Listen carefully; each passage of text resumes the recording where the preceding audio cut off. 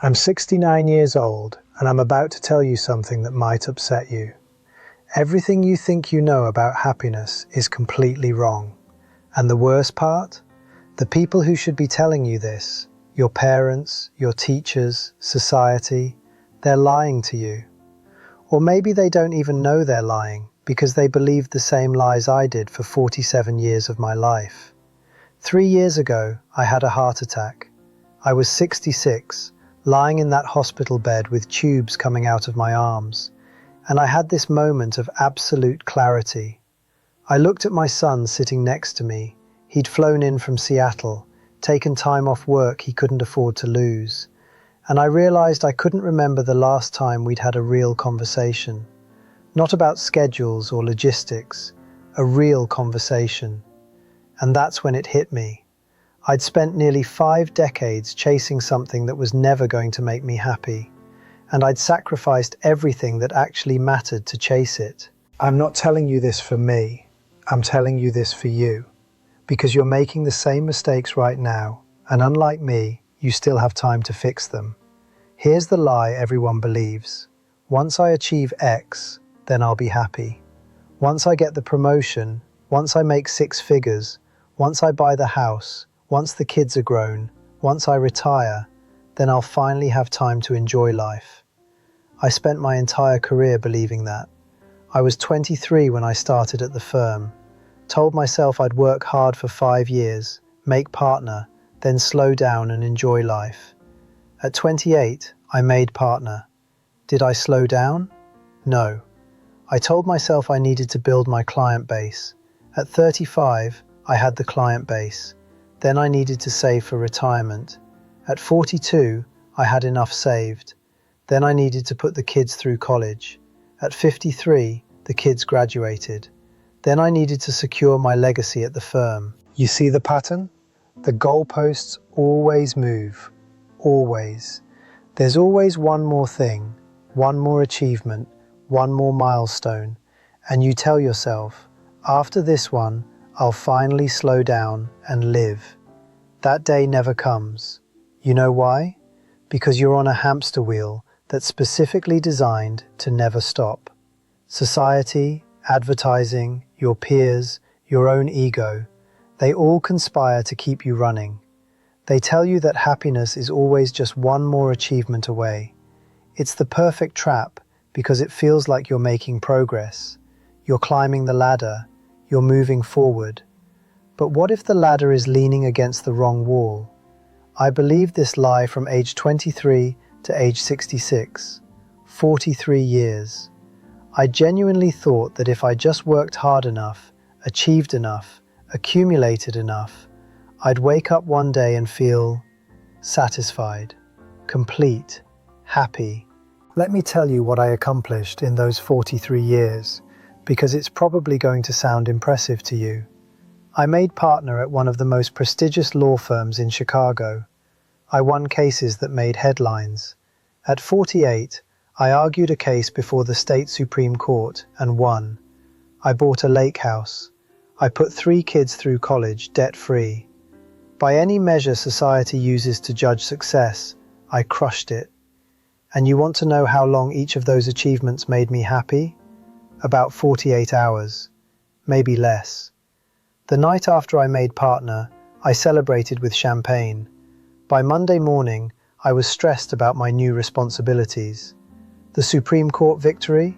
Amazing for a weekend. Then it was just another line on my resume while I worried about the next case. The lake house? We used it maybe 4 times before it became just another thing to maintain. Another mortgage payment to stress about. I had a colleague named Richard. He was 61 when he retired, same age as my father when he died. Richard had achieved everything. Senior partner, multi-million-dollar portfolio, vacation home in Cabo. He told me he was going to finally live. He was going to travel, spend time with his grandkids, maybe write that book he'd been thinking about. He had a stroke 7 months into retirement. Died 3 weeks later. Never wrote the book. Never saw his grandchildren grow up. He spent 40 years sacrificing the present for a future that never came. Is that the legacy you want? Let me tell you what I actually regret. The dinner with my father I skipped because I had a brief to finish. He died 8 months later, and we never fixed our relationship.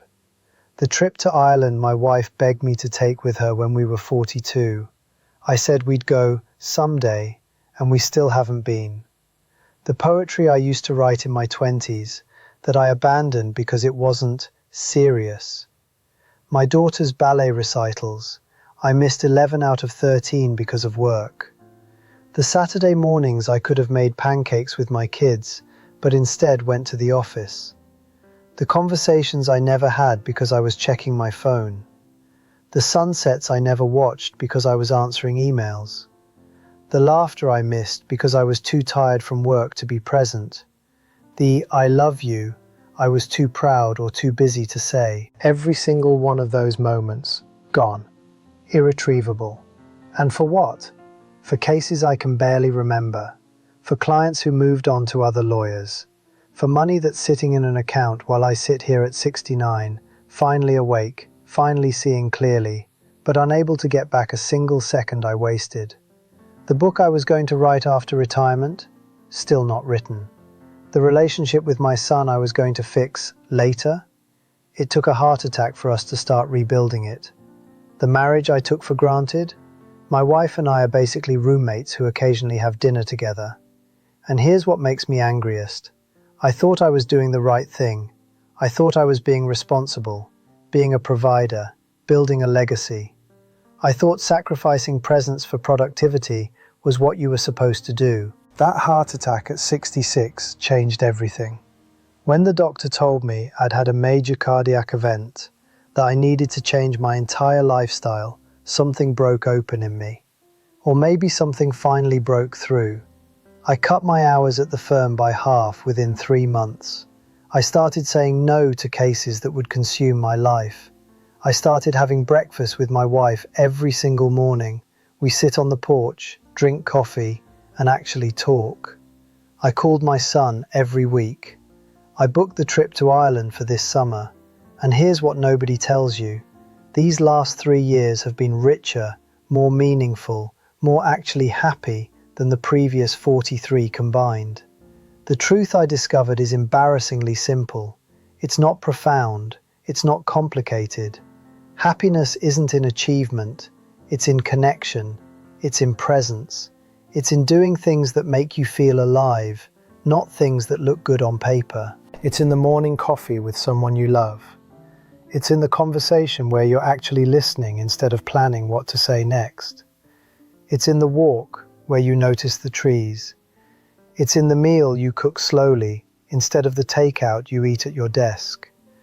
It's in the book you read because it moves you, not because it'll make you more productive. That's it. That's the big secret I'm 69 years old and finally understanding. So let me ask you something, and I want you to really think about this. If you died tomorrow, would you be satisfied with the life you've lived so far? Not would people be impressed by your obituary. Not did you achieve enough by society's standards. Just, would you be satisfied? Would you feel like you actually lived?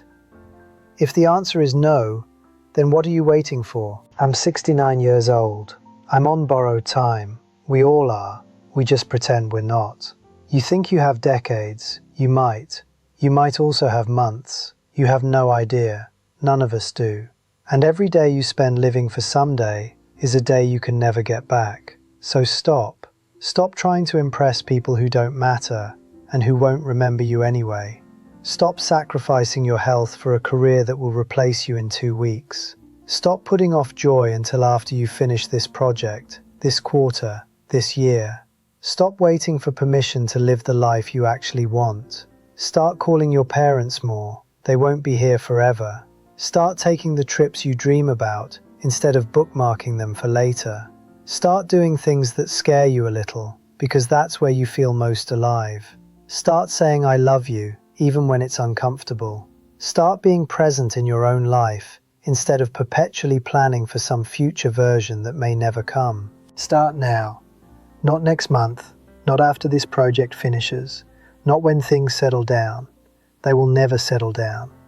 There will always be another deadline, another emergency, another reason to defer living. Start today, this morning, this afternoon. Make one choice that prioritizes presence over productivity, connection over achievement, being over doing. Call someone you love. Book a trip you've been postponing. Say no to something that doesn't matter, to say yes to something that does. Put your phone down and look at the person across from you. Really look at them. The clock is ticking, for all of us. What are you going to do with your time? If this resonates with you, subscribe to this channel. I have more truths to share and not much time left to share them. Leave a comment below. Tell me what you're going to do differently. What's one thing you're going to stop deferring? What's one conversation you're going to have? What's one choice you're going to make differently? Because here's what I know at 69 that I didn't know at 23 or 43 or even 63. Life is not a dress rehearsal. This is it. This is the only time you get. And every moment you spend living for someday is a moment you're not actually living at all. Don't learn this lesson the way I did. Don't wait until you're lying in a hospital bed with tubes in your arms to realize what actually matters. Don't waste 43 years chasing lies.